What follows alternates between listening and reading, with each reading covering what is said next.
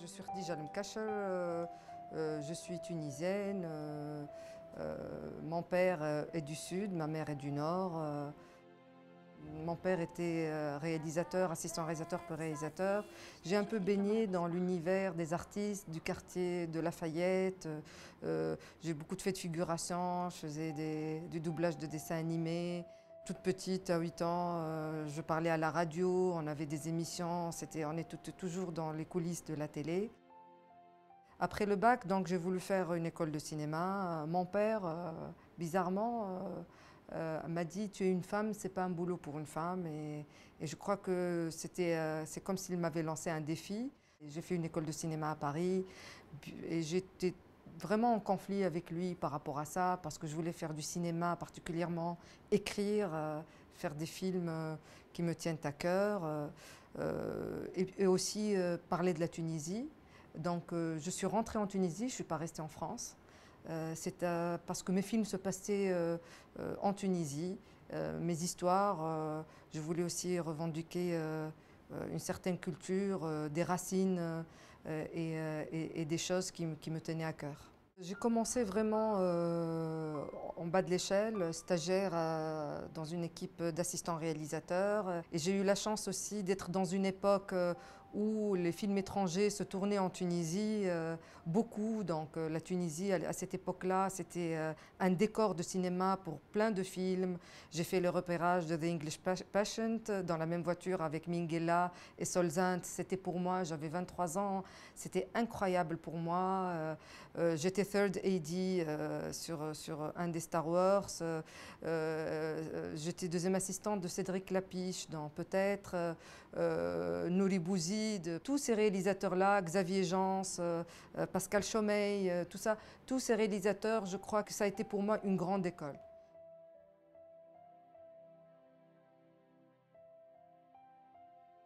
J'ai commencé tard à réaliser. Et au début, quand j'étais jeune, je n'avais rien à dire.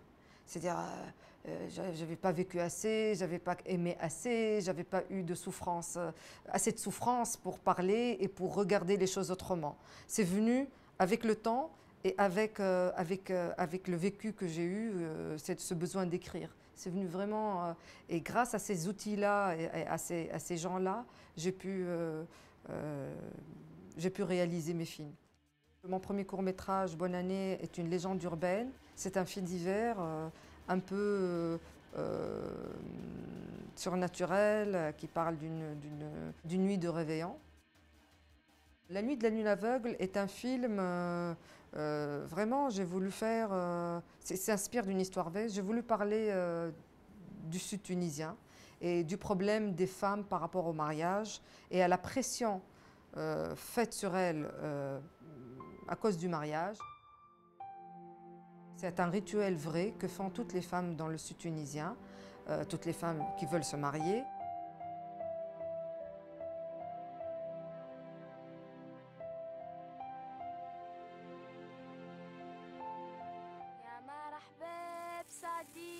شوفي القمرة مسمعها قالوا هاي عتنوب علينا يا حلمي انت خايبة عليك يا مرة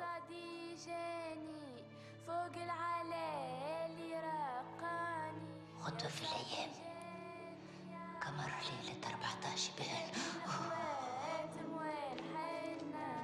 جاب الأخوات موال إن شاء الله تلقوا ما تتمنوا إن شاء الله تلقوا ما تتمنوا. C'est un rituel mystique qui se fait dans les cimetières et il y a un rapport avec la lune. وين انت ماشي؟ Et c'est quelque chose vraiment d'anthropologique qui nous vient des pharaons et qui est passé à travers les siècles jusqu'à maintenant. Maintenant, quand je suis partie tourner, les femmes connaissaient ce rituel, connaissaient la chanson.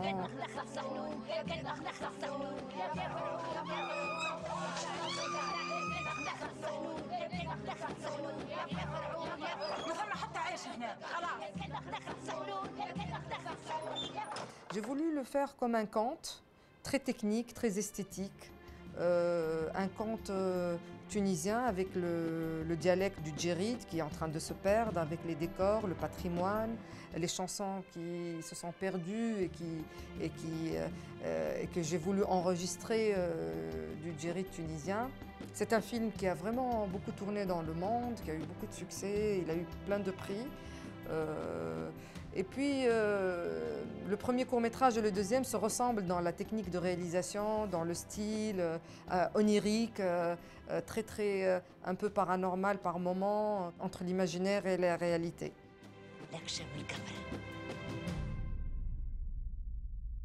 Bol Bol, c'est un film que j'ai écrit il y a très longtemps.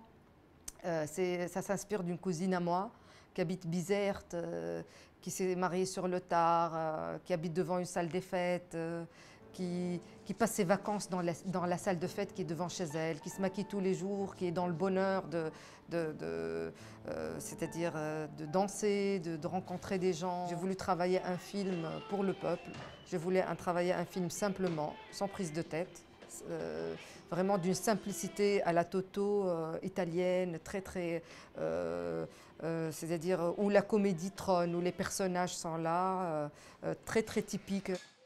J'ai pris de vrais personnages avec Fatma Ben Saïmden, la grande comédienne tunisienne, et donc j'ai voulu l'introduire dans ces ambiances de fête, dans ces ambiances de mariage.